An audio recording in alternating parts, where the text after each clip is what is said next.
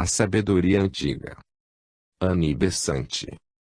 A finalidade deste livro é colocar nas mãos do leitor em geral um resumo dos ensinamentos teosóficos, suficientemente simples para atender o leitor comum, e suficientemente completo para estabelecer uma sólida fundação para o conhecimento posterior. Espera-se que possa servir como uma introdução às obras mais profundas de H. P. Blavatsky, e ser um adequado degrau para o seu estudo. Aqueles que aprenderam um pouco da sabedoria antiga conhecem a iluminação, a paz, a alegria, a energia que as suas lições trouxeram para suas vidas. Que este livro possa atrair alguns para refletir sobre os seus ensinamentos e mostrar para eles o seu valor, é o anseio com que é apresentado ao mundo. Agosto, 1897. Annie Besant. Introdução. A unidade fundamental de todas as religiões. O pensamento reto é imprescindível para uma reta conduta e para a reta compreensão do reto viver. Que se nos apresente sob seu antigo nome sânscrito Brahmavidya, ou sob a designação moderna tirada do grego teosofia, a sabedoria divina nos auxilia na realização deste duplo objetivo. Apresenta-se ao mundo igualmente como uma filosofia adequada e como religião e moral universais. Um sincero devoto disse que nas escrituras cristãs havia passagens que uma criança poderia atravessar facilmente, e abismos onde um gigante seria obrigado a nadar. O mesmo podemos dizer da teosofia, porque, de seus ensinamentos, uns são tão simples e práticos, que qualquer pessoa de inteligência mediana pode compreender e aplicar, enquanto que outros são tão elevados e profundos, que o espírito mais hábil curva-se exausto quando se obstina em devassar-lhe o sentido. Esta obra é destinada a apresentar ao leitor uma exposição simples e clara da doutrina teosófica, mostrando que seus princípios gerais e seus ensinamentos formam uma concepção coerente do universo e fornece os detalhes necessários a fazer sobressair o encadeamento destes princípios e suas ligações mútuas. Uma obra clássica elementar não pode ter a pretensão de expor toda a ciência que se encontra nas obras mais complexas, mas deve deixar o estudante com ideias fundamentais sobre o assunto, com muito a acrescentar pelo estudo futuro e pouco para reformular. No quadro que um tal livro forma, o estudante poderá dispor os detalhes de suas investigações ulteriores. É unânime a concordância de que uma análise cuidadosa das grandes religiões do mundo mostra que elas têm de comum muitas ideias religiosas, morais e filosóficas. Apesar dessa unanimidade, a explicação do fato gera muita controvérsia. Muitos pretendem que as religiões nasceram do solo da ignorância humana, cultivada pela imaginação, e que foram sendo gradualmente elaboradas, a partir das formas grosseiras do animismo e do fetichismo. As suas analogias são atribuídas aos fenômenos universais da natureza, imperfeitamente observados e explicados de uma maneira caprichosa. Uma corrente de pensamento dá como chave universal o culto ao sol e aos astros. Para outra, a chave, não menos universal, é o culto fálico.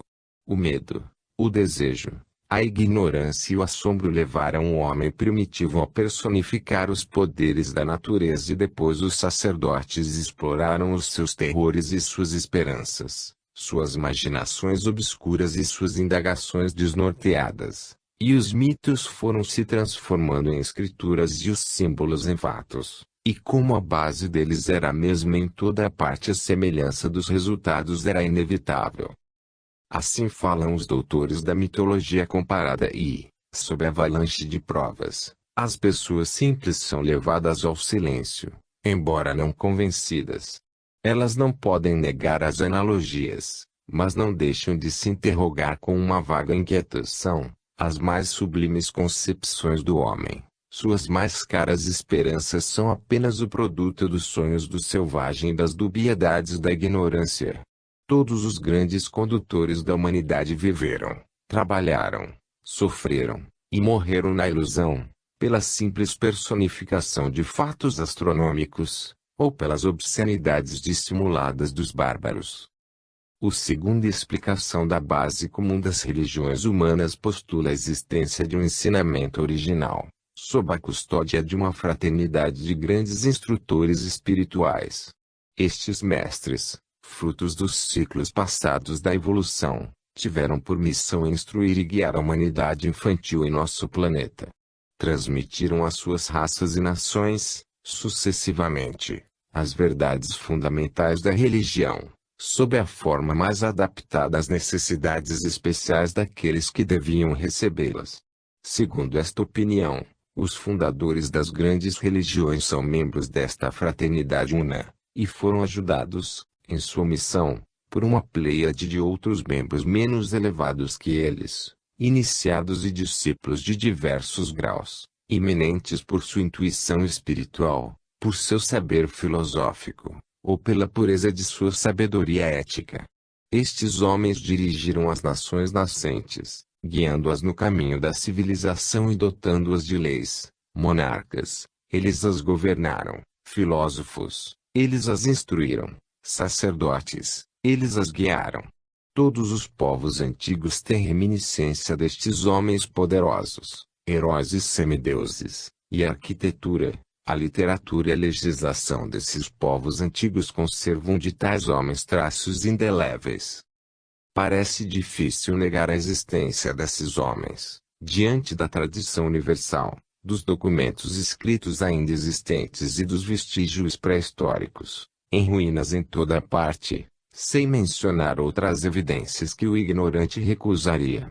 Os livros sagrados do Oriente são fiéis testemunhas da grandeza daqueles que os escreveram, pois quem, em dias posteriores, ou nos tempos modernos, pode mesmo aproximar-se da grandiosidade espiritual do pensamento religioso daqueles seres, do esplendor intelectual de sua filosofia, da amplitude e pureza de sua ética. E quando percebemos o que estes livros encerram sobre Deus, o homem e o universo, ensinamentos em substância idênticos, sob uma múltipla variedade de aparência exterior, não parece irracional relacioná-los a um único corpo fundamental de doutrina, ao qual damos o nome de sabedoria divina, ou sob a forma grega, teosofia.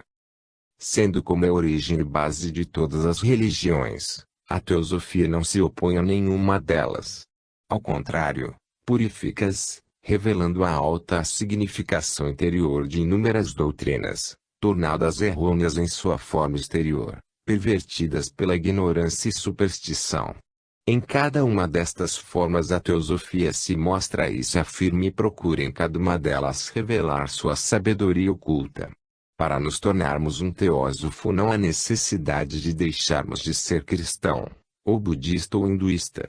Basta que o homem penetre mais profundamente no coração de sua própria fé, abraçando mais firmemente as suas verdades espirituais e analisando com um espírito mais amplo seus ensinamentos sagrados. Depois de ter outrora dado nascimento às religiões, a teosofia vem hoje justificá-las e defendê-las. É o bloco no qual todas foram talhadas, é como a escavação profunda da pedreira de onde todas foram extraídas. Diante do tribunal da crítica moderna, ela vem justificar as mais profundas aspirações e as mais nobres emoções do coração humano. Confirma as esperanças que depositamos no homem e nos restitui, mais enobrecida, nossa fé em Deus. A verdade desta asserção torna-se cada vez mais evidente, à medida que estudamos as diversas escrituras sagradas do mundo e o que analisemos dentre a riqueza do material disponível basta para verificar o fato e guiar o estudante na investigação de novas provas. As verdades espirituais fundamentais da religião podem resumir-se no seguinte: 1. Uma existência real, eterna, infinita, incognoscível. 2. Do todo procede o Deus manifestado, desdobrando-se de unidade em dualidade, de dualidade em trindade. 3. Da trindade manifestada procedem inumeráveis inteligências espirituais, guias da atividade cósmica. 4. O homem, reflexo do Deus manifestado, se compõe, por isto, de uma trindade fundamental, sendo eterno seu ser interior e real, e forma uma unidade com o ser do universo. 5. Ele evolui por encarnações repetidas para as quais é atraído pelo desejo, e das quais se liberta pelo conhecimento e sacrifício, tornando-se divino em realidade, como sempre o for em potencialidade. A China, cuja civilização está atualmente em estado retrógrado, foi outrora povoada pelos turanianos, a quarta subdivisão da quarta raça raiz, a raça que habitou o continente desaparecido da Atlântida e que cobriu com suas ramificações a superfície do globo. Os mongóis, sétima e última subdivisão da mesma raça, vieram mais tarde reforçar a população desta região, de maneira que na China encontramos tradições de uma alta antiguidade, anteriores ao estabelecimento, na Índia, da quinta raça, a raça ariana. No Xin Shan Xing clássico da pureza, encontramos um fragmento de uma antiga escritura, de singular beleza, onde se sente este espírito de calma e de paz, tão característico do ensinamento original. No prefácio de sua tradução o Sr. Lege diz que este tratado é atribuído a Yuan Xuan, um taoísta da dinastia Wu, 222 a 227 DC. Conta-se que este sábio atingiu a condição de imortal, título com que é geralmente designado. Representa-o executando milagres, dado também a intemperância e muito excêntrico em seus hábitos. Tendo um dia naufragado, surgiu do fundo das águas sem que suas vestes estivessem molhadas e andou calmamente na superfície do mar. Finalmente subiu ao céu em pleno dia. Todos estes relatos podem ser atribuídos a fantasias de época anterior. Tais narrativas são frequentemente contadas sobre iniciados de diferentes graus, e não são necessariamente invenções fantásticas, mas o que o próprio Yuan diz com relação ao seu livro nos interessará ainda mais. Quando alcancei o verdadeiro Tao, eu tinha recitado este Xing, livro, 10.000 vezes. Assim praticam os espíritos celestes, e este livro não foi comunicado aos eruditos deste mundo inferior. Foi-me dado pelo divino regente do Iva Oriental, este o recebera do divino regente da Porta de Ouro, este último o recebera da Mãe Real do Ocidente. Ora, o título de divino regente da Porta de Ouro era o do iniciado que governava o Império Tolteca na Atlântida, e o emprego deste título parece indicar que o clássico da pureza foi levado da Atlântida para a China, quando os turanianos se separaram dos toltecas. Esta ideia é corroborada pelo conteúdo deste curto tratado, que tem como assunto Tao, literalmente o caminho, nome que designa a realidade una na antiga religião turaniana e mongol. Assim lemos: o grande Tao não tem forma corpórea, mas foi ele quem produziu e alimenta o céu e a terra. O grande Tao não tem paixões, mas é a causa das revoluções do sol e da lua. O grande Tao não tem nome, mas é ele quem mantém o crescimento e a conservação de todas as coisas. Tao é Deus manifestado como unidade, mas a dualidade se sucede. Agora Tao aparece sob duas formas, o puro e o impuro, e possui as duas condições de movimento e repouso. O céu é puro e a terra impura, o céu move-se, mas a terra está em repouso. O masculino é puro e o feminino é impuro, o masculino move-se e o feminino está em repouso. O radical, pureza, desceu e o resultado impuro se espalhou em todos os sentidos, e assim todas as coisas foram geradas. Esta passagem é particularmente interessante, porque põe em evidência os dois aspectos ativo e receptivo da natureza, a distinção entre o espírito, o gerador, e a matéria, a nutriente, distinção tão familiar em escritos posteriores. No Tao Te Ching, o ensinamento tradicional com relação ao não manifestado e ao manifestado ressalta claramente: o Tao que pode ser trilhado não é o Tao eterno e imutável. O nome que pode ser indicado não é o nome eterno e imutável. Não tendo nome algum, é aquele que produziu o céu e a terra. Quando possui nome, É a mãe de todas as coisas. Sob estes dois aspectos, na realidade, o mesmo, mas à medida que se produz o desenvolvimento, recebe os diferentes nomes. Juntos, nós os chamamos de mistério. Os que estudam a Cabala lembrar-se-ão de um dos nomes divinos, o mistério oculto. De novo, havia algo indefinido e completo, vindo à existência antes do céu e da terra. E como era tranquilo e sem forma, solitário e inalterável, estendendo-se por tudo e sem risco de se extinguir, pode ser considerado como a mãe de todas as coisas. Eu não conheço o seu nome e o designo pelo termo tal. Fazendo um esforço para dar-lhe um nome, eu o chamo grande. Grande, segue o seu curso como um fluxo contínuo. E ao passar, se afasta. E tendo se afastado, volta. É extremamente interessante achar aqui esta ideia de emanação da vida una, tão familiar para nós na literatura hindu. O versículo seguinte também parece familiar.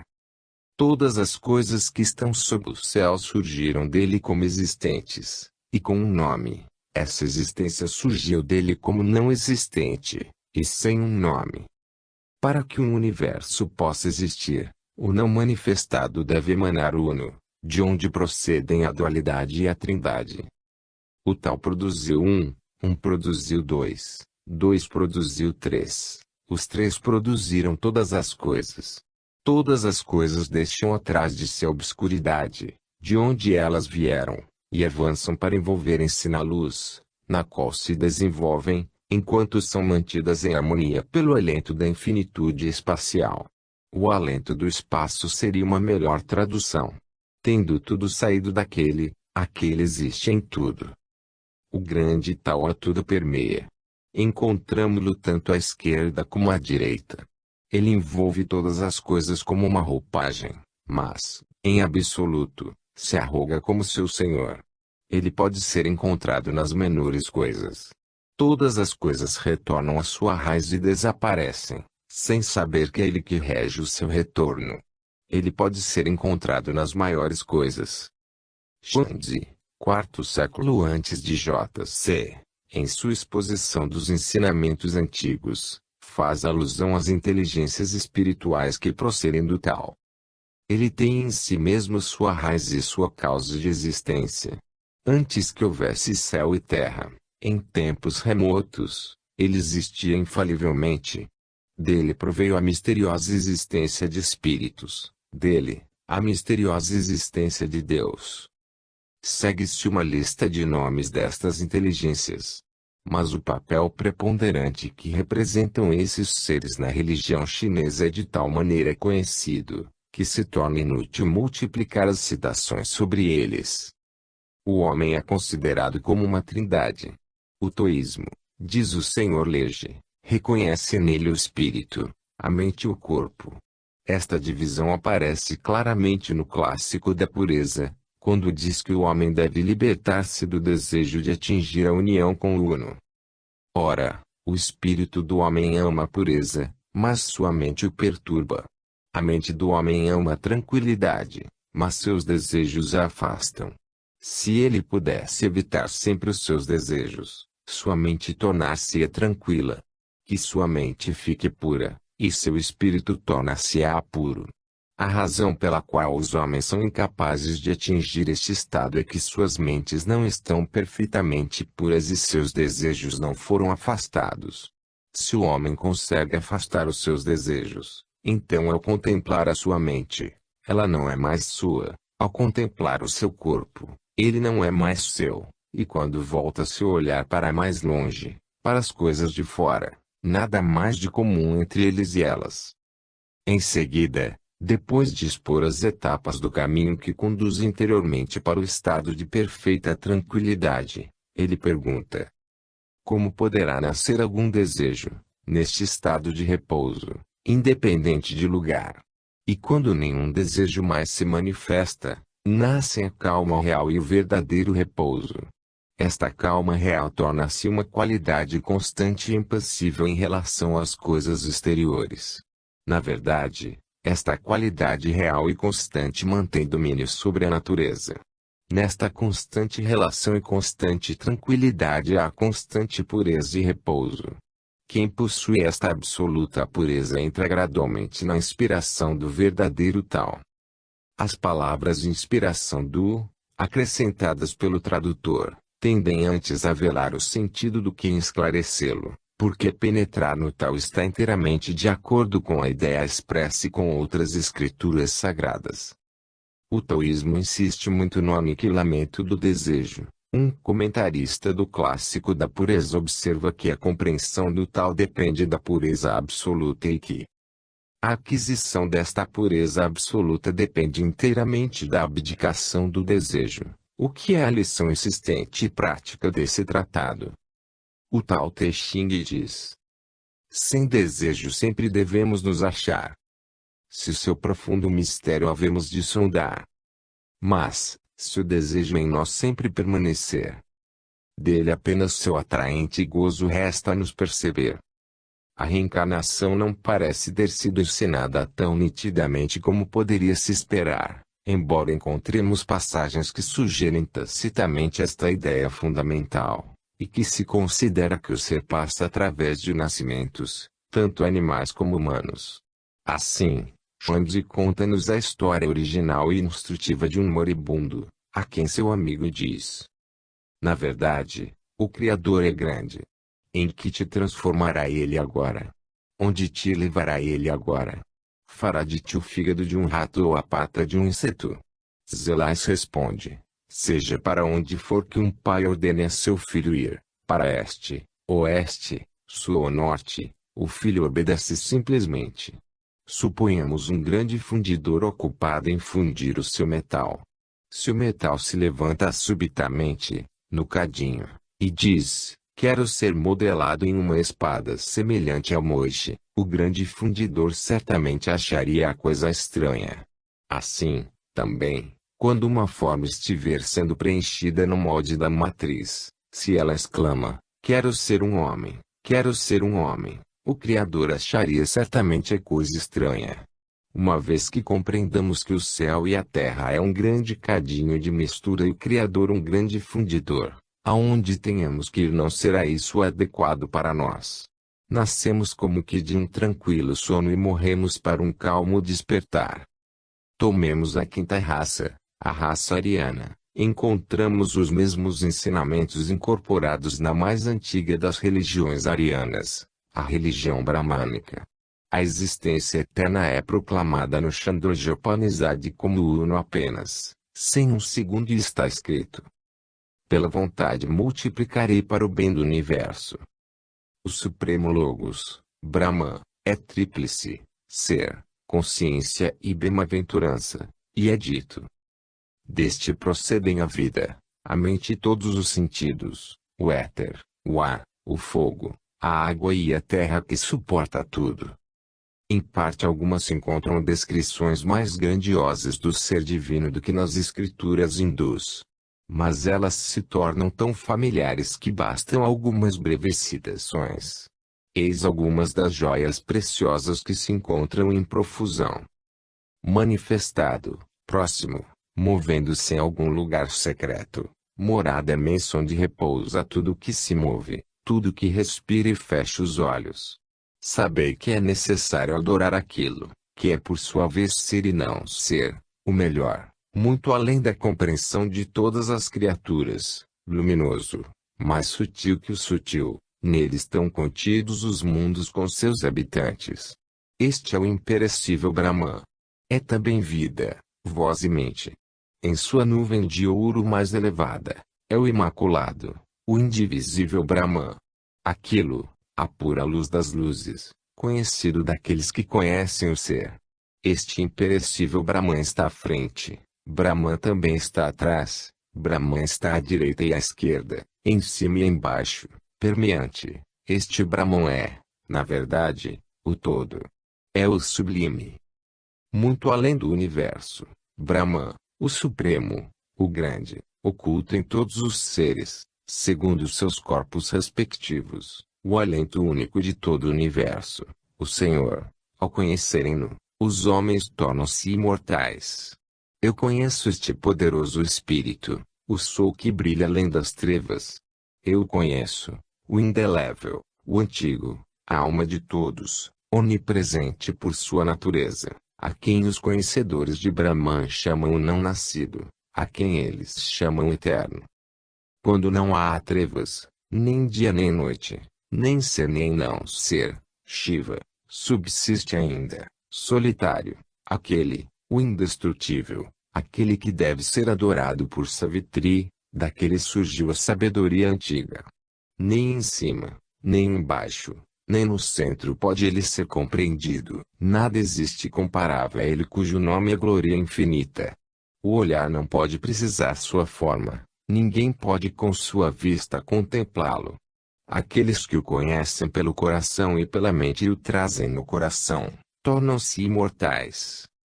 A ideia de que o homem, em seu ser interior, é uno com o ser do universo eu sou aquilo, impregna tão profundamente todo o pensamento hindu, que o homem é muitas vezes designado como sendo a cidade divina de Brahman, a cidade de 9 portas e que Deus mora na cavidade de seu coração.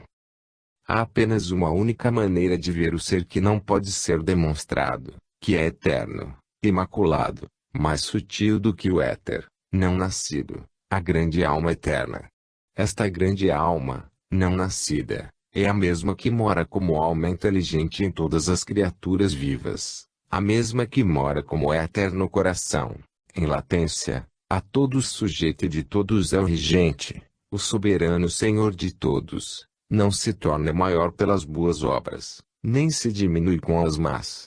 É o que tudo governa, soberano Senhor de todos os seres, o preservador de todos os seres, a ponte e sustentáculo dos mundos, para que eles não caiam em ruínas. Quando Deus é considerado como o evoluidor do universo, seu tríplice caráter aparece nitidamente como Shiva, Vishnu e Brahma, ou ainda como Vishnu dormindo sob as águas, o lótus elevando-se de seu seio no lótus Brahma. O homem é igualmente tríplice no mundo que o Upanishad ser é descrito como condicionado pelo corpo físico, pelo corpo sutil e pelo corpo mental e, então, desvencilhando-se de todos eles, junta-se ou no sem dualidade. Da Trimurti, Trindade, procedem numerosos deuses encarregados de administrar o universo, aos quais o Brihadaranyaka Upanishad se refere. Adorai-o, ó deuses, por quem o ano executa o ciclo de seus dias, a luz das luzes, como a vida é imortal. Torna-se supérfluo dizer que o Brahmanismo ensina a doutrina da reencarnação, pois que toda a sua filosofia sobre a existência repousa nesta peregrinação da alma através de muitos nascimentos e mortes, e livro algum poderia ser aceito se não confirmasse esta verdade. O homem fica preso, por seus desejos, a esta roda que gira sem interrupção, eis porque deve libertar-se, pelo conhecimento, pela devoção e pelo aniquilamento dos desejos. Quando a alma conhece Deus, sente-se libertada. O intelecto purificado pelo conhecimento o contempla. O conhecimento ligado à devoção encontra a morada de Brahman. Todo aquele que conhece Brahman torna-se também Brahman. Quando cessam os desejos, o mortal torna-se imortal e obtém Brahman. O budismo, tal como existe em sua forma no norte, está de perfeito acordo com as mais antigas fés, mas em sua forma no sul parece ter deixado escapar a ideia da trindade logóica, como a da existência una, de onde esta trindade procede. O Logos em sua tríplice manifestação é designado como se segue: Amitabha, o primeiro Logos, a luz sem limites, Avalokiteshvara Padmapani, Shenrezi, o segundo, Manjushri, o terceiro, representando a sabedoria criadora, e correspondendo a Brahma. O budismo chinês, aparentemente não contém a ideia de uma existência primordial, além do Logos, mas o budismo do Nepal tem a de Buda, de quem Amitabha procede.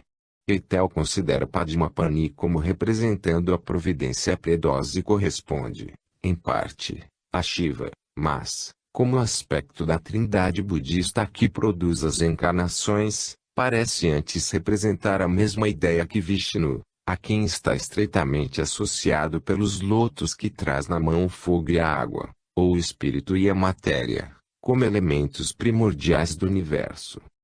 Quanto à reencarnação e ao karma, são doutrinas no budismo de tal modo fundamentais, que se torna quase inútil insistir nisto, a não ser para assinalar o caminho da libertação e para ressaltar que, como o Sr. Buda era um hindu pregando a hindus, as doutrinas bramânicas são aceitas como verdadeiras em seu ensinamento, como seria de se esperar.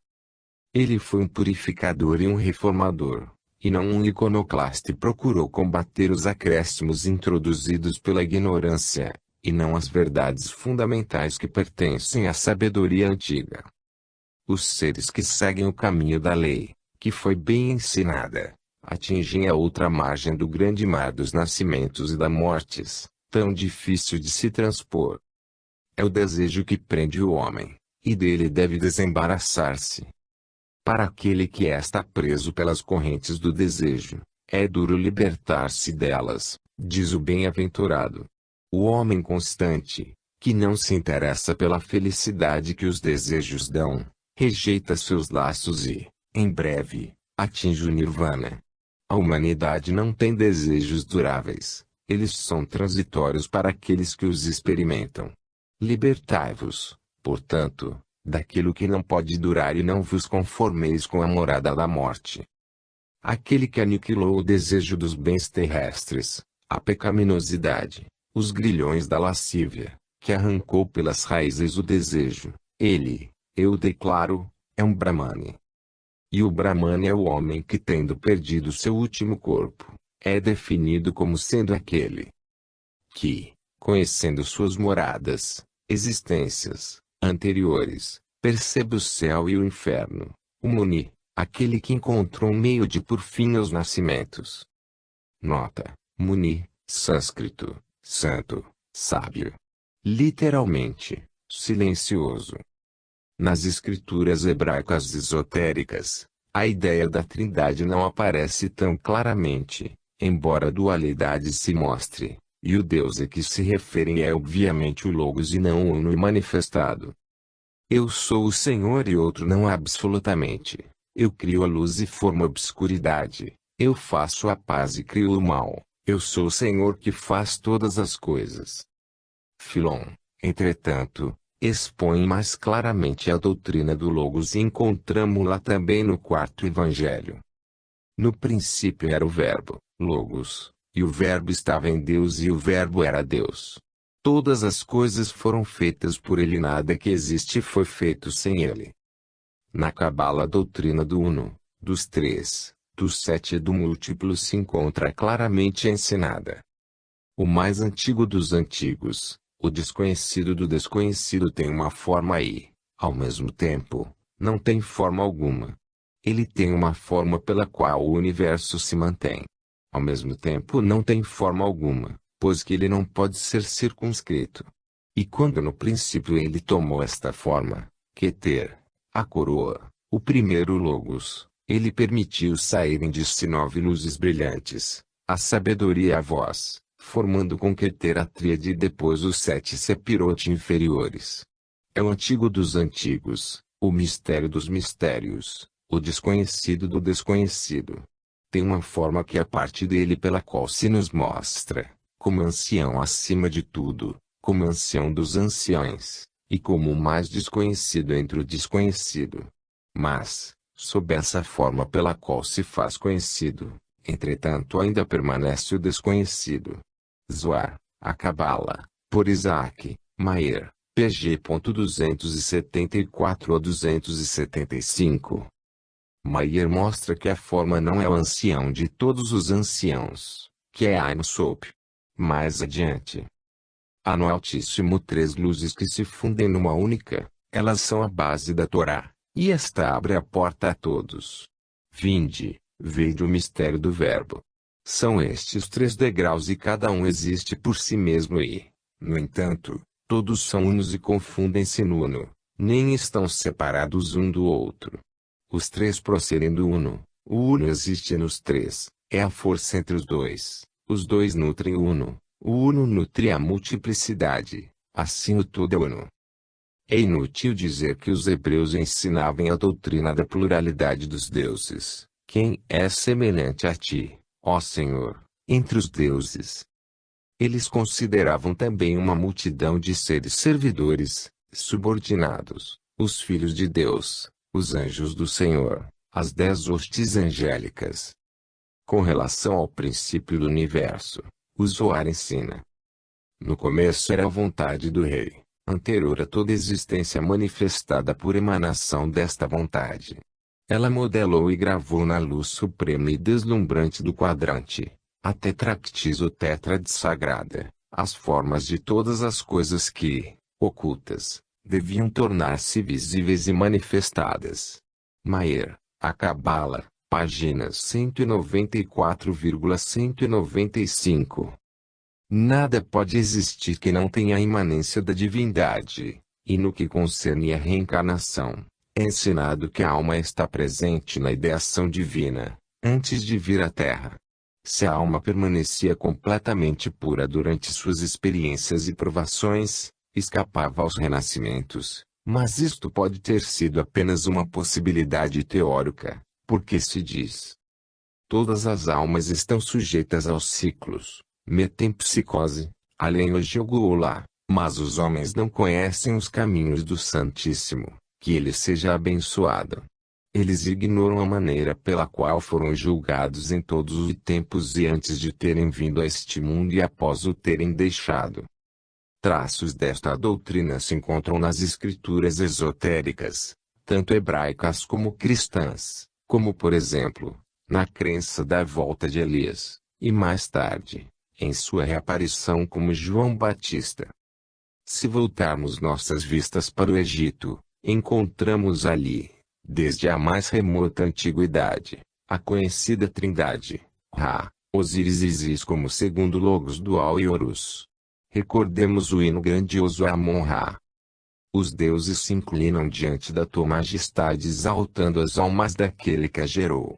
E eles te dizem: paz a todas as emanações do Pai inconsciente e dos conscientes pais dos deuses. Ó, gerador dos seres, nós adoramos as almas que emanam de ti.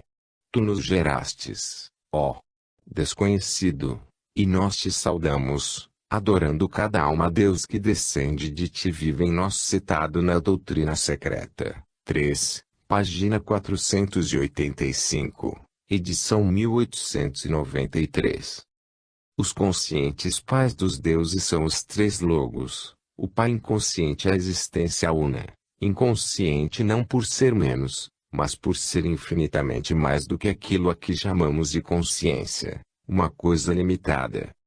Nos fragmentos do Livro dos Mortos, podemos estudar as concepções da reencarnação da alma humana, a sua peregrinação para o Logos e sua união final com ele.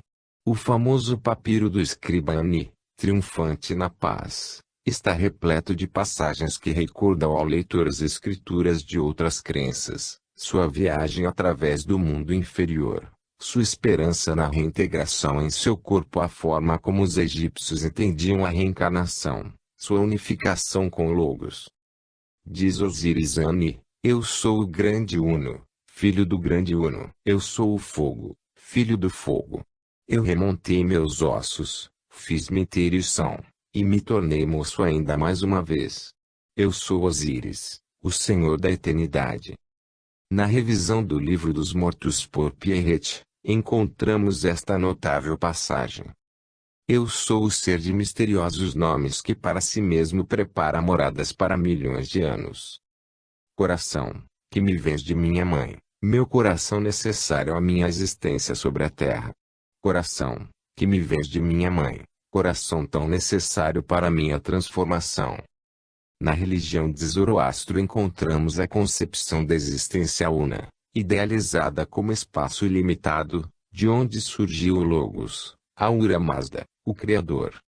Supremo em onisciência e bondade, sem rival em esplendor, a região de luz é a morada de Ahura Mazda. Os Bundaís, livros sagrados do Oriente. É a ele, no Yasna, a liturgia principal do zoroastrianismo, que se homenageia em primeiro lugar. Anúncio que realizarei minha adoração. Yasna, Ahura Mazda, o Criador, o Radiante, o Glorioso, o maior e o melhor, o mais belo, em nossa opinião, o mais firme, o mais sábio e único de todos, cujo corpo é o mais perfeito, que atinge seus fins do modo mais infalível, por graça de sua reta ordem. A Ele que retifica nossas mentes, que expande sua graça geradora de alegria, que nos fez e nos modelou, que nos tem nutrido e sustentado, que é o Espírito mais generoso. Livros Sagrados do Oriente, 31, páginas 195 e 196. O fiel rende em seguida homenagem aos Amisaspentas e a outros deuses, mas o Deus Supremo manifestado, o Logos, não é aqui apresentado como trino. Tal como entre os hebreus, havia no culto esotérico uma tendência para perder-se de vista esta verdade fundamental. Felizmente, foi-nos possível encontrar o traço do ensinamento original, embora tenha mais tarde desaparecido das crenças populares. O Dr. Aug, em seus ensaios sobre os Parsis, traduzido em inglês pelo Dr. West, e constituindo o volume V da coleção oriental Tubner, diz que Ahura Mazda ou Hormuzd é o ser supremo e que dele nasceram duas causas primordiais que, embora diferentes, estavam unidas, produzindo o mundo das coisas materiais, como também o mundo do espírito Pali. 303. Estes dois princípios eram chamados gêmeos e estão presentes em todas as coisas, em Ahura Mazda como no homem. Um gera a realidade e o outro a não-realidade, são dois princípios que no zoroastrianismo posterior tornaram-se as duas essências antagônicas do bem e do mal. No ensinamento primitivo formavam certamente o segundo logos, cujo sinal característico é a dualidade. O bem e o mal são simplesmente a luz e as trevas, o espírito e a matéria, os gêmeos essenciais do universo, os dois procedentes do Uno. Analisando esta última ideia, o Dr. Aug diz: esta é a noção zoroastriana original dos espíritos criadores, os quais formam somente duas partes do ser divino. Mas, no decurso do tempo, em consequência dos erros e falsas interpretações, esta doutrina do grande fundador foi modificada e corrompida. Spentomai-Nilsh, o espírito bom, foi considerado como um nome do próprio Ahura Mazda, e pela mesma razão Angrumai-Nilsh, o espírito do mal, ao se tornar inteiramente separado de Ahura Mazda, foi considerado como seu perpétuo adversário. Assim nasceu o dualismo de Deus e do diabo. Página 205. A opinião do Dr. Aug parece ser mantida pelo Gata Unavati, dado com outros gatas pelos arcanjos Zoroastro ou Zaratustra. No princípio havia um par de gêmeos, dois espíritos, cada um de uma atividade particular, isto é, o bom e o mal. Esses dois espíritos unidos criaram a coisa primeira, as coisas materiais, um é a realidade, o outro a não-realidade. E para fortalecer esta vida, para aumentá-la, Almighty vem com riqueza, a mente boa e verdadeira. Ela, a eterna, criou o mundo material. Todas as coisas perfeitas, conhecidas como os melhores seres, são acolhidas na morada esplêndida da boa mente, a sábia e a justa. Aqui se encontram os três logos. Ahura Mazda, o primeiro, a vida suprema, nele provindo dele, os gêmeos, o segundo logos, depois Almighty, a mente, o criador do universo, o terceiro logos. Mais tarde aparece Mitra, que obscurece, até certo ponto, na religião esotérica, a verdade primitiva. É dele que foi dito: Ahura Mazda criou para conservar e dirigir todo este universo movente. Jamais dormindo, sempre vigilante, ele guarda a criação de Mazda Miraste. 27, 103, os livros sagrados do Oriente, Jin. Mitra era um deus subordinado, a luz do céu, como Varuna era o próprio céu, uma das grandes inteligências dirigentes. Os mais eminentes entre estas inteligências eram os 6 Amisaspentas, liderados por Vulma, o bom pensamento de Ahura Mazda. São elas que administram toda a criação material. Os livros sagrados do Oriente, v. Pag. 10, nota. A reencarnação não parece ter sido ensinada nas obras que se tem traduzido até agora, e a crença não se encontra entre os parses de agora. Mas encontramos neles ideia de que o espírito, no homem, é uma centelha cujo destino é o de tornar-se uma chama ao unir-se de novo ao fogo supremo. Isto exige um contínuo desenvolvimento, para o qual os renascimentos são indispensáveis. De resto, o zoroastrianismo permanecerá incompreendido enquanto não forem descobertos os oráculos caldeus e outros escritos a eles ligados, porque neles está a sua verdadeira origem. Dirigindo-nos ao ocidente, para a Grécia, encontramos o sistema órfico, do qual o Sr. G.R.S. Mead nos fala, com bastante erudição, em sua obra intitulada Orpeus. A inefável obscuridade 3 vezes desconhecida era o nome dado à existência una. Segundo a teologia de Orfeu, todas as coisas têm sua origem em um princípio infinito, ao qual a débil e pobre concepção humana dá um nome, embora ele seja perfeitamente inefável, e na linguagem reverente dos egípcios, é uma obscuridade 3 vezes desconhecida, em cuja contemplação todo o conhecimento se sente ignorante. Thomas Taylor, citado em Orpeus, página 93. Desta procede a tríade primordial, o bem universal, a alma universal e a mente universal. Eis, pois, novamente, a tríade logógica. Mead fala-nos dela nos termos seguintes.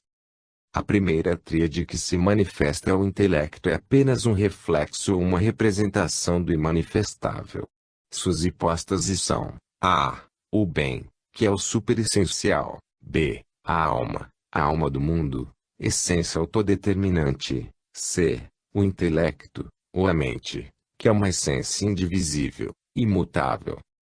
Vem depois uma série de tríades sempre descendentes, reproduzindo com um esplendor decrescente as características da primeira, até chegar ao homem, que contém em si, potencialmente, assume a substância do universo. A raça dos homens e dos deuses é uma só. Píndaro, que era pitagórico, citado por S. Clemente, Stromata, v. página 709. Assim, o homem foi chamado o microcosmo ou pequeno mundo para distingui-lo do universo, ou o grande mundo. Ele tem o nous, ou mente real, o logos ou parte irracional, o alogos ou parte irracional, as duas últimas novamente formando uma tríade e assim apresentando a mais elaborada divisão septenária. O homem era também considerado como tendo 3 veículos: o corpo físico, os corpos sutis, e o corpo luciforme ou algoides. Este é o corpo causal ou vestimenta kármica da alma, onde se acumula o seu destino ou, mais exatamente, os germes da causalidade. É o fio da alma, o corpo que subsiste de encarnação em encarnação. Quanto à reencarnação, como todos os filiados aos mistérios em todos os países, os órficos acreditavam na reencarnação. Mead cita em apoio de sua afirmação numerosos testemunhos, e mostra que esta doutrina foi ensinada por Platão, Empédocles, Pitágoras e outros. Somente pela virtude poderiam libertar-se da roda das vidas. Taylor, em seus comentários às obras seletas de Plotino, cita uma passagem de Damasio com relação aos ensinamentos de Platão sobre o uno além do uno, a existência não manifestada. Na verdade, Platão talvez nos leve inexprimivelmente através do uno como um intermediário, até o inexprimível para além do uno que é agora objeto de discussão, e isto por uma redução do uno, da mesma maneira que ele leva ao uno por uma redução de outras coisas. O que está além do uno deve ser honrado no mais perfeito silêncio. Na verdade, o uno é ser por si mesmo, em total autonomia, mas o desconhecido que está além do uno é completamente inexprimível. O que percebemos, nós nem conhecemos nem disso somos ignorantes, senão de que o desconhecido tem sobre si um véu de incognoscibilidade. Por isto, estando próximo deste véu, o uno é obscurecido, pois estando próximo do princípio infinito, se for assim cabível falar, o uno permanece como que no santuário interno do silêncio verdadeiramente místico. O desconhecido está acima do uno e de todas as coisas, porque é mais simples do que qualquer um deles. As escolas pitagórica, platônica e neoplatônica têm tantos pontos de contato com o pensamento hinduísta e budista que sua origem de uma fonte única parece evidente. R. Garbe, em sua obra de Sankhya Filosofia, apresenta muitos desses pontos e sua opinião pode ser resumida no seguinte: o que há de mais notável é a semelhança, ou melhor a identidade, da doutrina do Uno e do Único nos Upanishads e na escola Eleia. O ensinamento de Xenófanes sobre a unidade de Deus e do cosmo, e a imutabilidade do Uno, e ainda mais o de Parmênides, que sustentava ser a realidade atribuível somente ao Uno, incriado, indestrutível e onipresente, enquanto que tudo que é múltiplo e sujeito à transformação não é senão um fenômeno, e além disso, que ser e pensar são a mesma coisa. Estas doutrinas são completamente idênticas ao conteúdo essencial dos Upanishads e da filosofia Vedanta que deles deriva. E mesmo ainda mais anteriormente, a opinião de Tales, de que tudo quanto existe saiu da água, assemelha-se singularmente à doutrina védica, segundo a qual o universo surgiu do seio das águas. Mais tarde, Anaximandro adotou como base de todas as coisas uma substância eterna, indefinida, de onde procedem todas as substâncias definidas, e para onde voltam, hipótese idêntica que se encontra como raiz da filosofia Sankhya, isto é, Prakriti, da qual se desenvolveu todo o aspecto material do universo, e a sua célebre expressão Pantari exprime a visão característica da Sankhya, de que todas as coisas se modificam continuamente sob a incessante atividade das três gunas, as três qualidades ou atributos da matéria primordial, ou seja, sattva ou harmonia, rajas ou atividade ponto e vírgula tamas ou inércia. Veja-se o glossário teosófico, de H.P. Blavatsky. Por sua vez, Empédocles ensinou um sistema de transmigração e de evolução idêntico em tudo ao da Sankhya, e sua teoria de que nada pode vir à existência sem que já tenha existido antes, apresenta uma identidade ainda mais estreita com uma doutrina característica da filosofia Sankhya.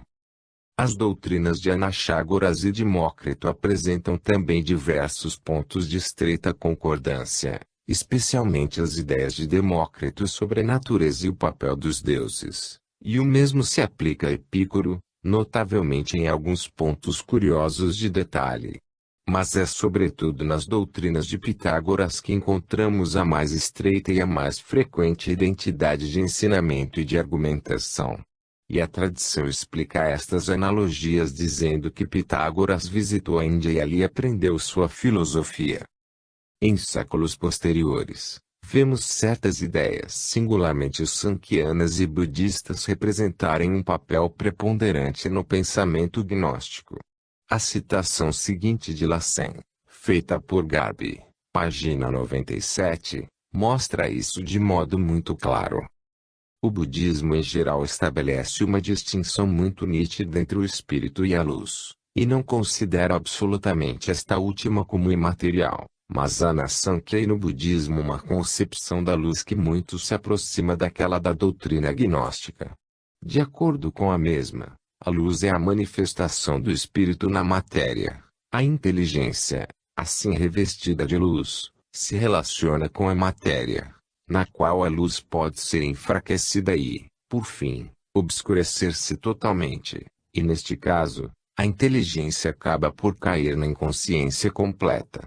Em relação à suprema inteligência, afirma-se que não é nem luz nem não luz, nem obscuridade nem não obscuridade, pois que todas estas expressões indicam relações da inteligência com a luz, relações que não existem no começo. Foi somente mais tarde, que a luz envolveu a inteligência e veio servir-lhe de intermediária em suas relações com a matéria. Daí se conclui que a concepção budista atribui à suprema inteligência o poder de gerar de si mesma luz e que, a esse respeito, também há uma concordância entre o budismo e o gnosticismo. Garbe aqui demonstra que, nos pontos referidos, a concordância entre o gnosticismo e a filosofia Sankhya é ainda mais completa do que com o budismo. Porque, enquanto esta maneira de encarar as relações entre a luz e o espírito pertence às fases mais recentes do budismo e não é, de modo algum, fundamental e nem o caracteriza, ao contrário, a filosofia Sankhya ensina com clareza e precisão que o espírito é luz. Mais tarde ainda, a influência do pensamento da Sankhya se encontra nitidamente assinalada nos escritores neoplatônicos, quando a doutrina do Logos ou Verbo, embora não sendo de origem sankhyiana, mostra mesmo em seus detalhes que ela foi proveniente da Índia, onde a concepção de Vashi, o divino Verbo, desempenha um papel tão preponderante no sistema bramânico. Passando à religião cristã, contemporânea dos sistemas gnóstico e neoplatônico, poderemos sem muita dificuldade encontrar nela a maior parte dos ensinamentos fundamentais com os quais agora devemos nos familiarizar. O tríplice Logos aparece como a Trindade. O primeiro Logos, fonte de toda a vida, é o Pai. O segundo Logos dualístico, é o Filho, o Deus homem. O terceiro, a mente criadora, é o Espírito Santo, que ao se mover sobre as águas do caos, trouxe os mundos à existência. Depois vêm os 7 Espíritos de Deus e as hostes dos arcanjos e dos anjos. Pouco se fala da existência una, de onde tudo procede e para onde tudo volta, cuja natureza nenhum esforço pode descobrir. Mas os grandes doutores da Igreja Católica falam sempre da insondável divindade, incompreensível, infinita e, por consequência, una e indivisível. O homem foi feito à imagem de Deus. Ele é, portanto, de natureza tríplice: espírito, alma e corpo. Ele é a morada de Deus, o templo de Deus, o templo do Espírito Santo. Frases que são o eco fiel do ensinamento hinduísta. No Novo Testamento a doutrina da reencarnação está antes tacitamente admitida do que claramente ensinada. Assim, Jesus, falando de São João Batista, declara que é ele Elias que devia vir, fazendo alusão às palavras de Malaquias: eu vos enviarei Elias, o profeta. E de novo, há uma pergunta sobre a vinda de Elias que devia preceder a do Messias. Responde: Elias já veio e não foi reconhecido. Vemos os discípulos admitirem implicitamente ainda uma vez a reencarnação, quando perguntaram se é em punição de seus pecados que um homem nasce cego, e Jesus, em resposta, não rejeita a possibilidade do pecado pré-natal, mas apenas excluiu-a como a causa da cegueira naquele caso em particular. A frase tão notável do Apocalipse, e 12, aquele que for vencedor, eu farei uma coluna do templo de meu Deus, de onde não mais sairá, foi considerada como significando libertar-se da reencarnação. Os escritos de alguns padres da Igreja testemunham muito claramente em favor de uma crença corrente na reencarnação. Alguns argumentam que eles ensinam unicamente a preexistência da alma, mas esta opinião não me parece corroborada pelos textos. A unidade de ensino moral não é menos notável que a unidade das concepções do universo e os testemunhos daqueles que, livres da prisão do corpo, atingiram a liberdade das esferas superiores. É claro que este corpo de ensino primordial estava confiado às mãos de guardiães competentes que ensinavam nas suas escolas a discípulos que estudavam as suas doutrinas. A semelhança dessas escolas e de sua instrução torna-se evidente quando estudamos seus ensinamentos morais, os requisitos exigidos de seus discípulos, e os estados mental e espiritual que atingiam. No Tao Te Ching encontramos uma distinção satírica entre as diversas categorias de estudantes. Os estudantes da classe mais elevada, quando ouvem falar do Tao, procuram sinceramente pô-lo em prática. Os estudantes da classe média, ao ouvirem falar dele, Parecem ora segui-lo ora abandoná-lo. Os estudantes da classe inferior, quando dele ouvem falar, riem-se muito. Livros sagrados do Oriente. No mesmo livro ainda lemos: o sábio esquece-se de si mesmo e, no entanto, o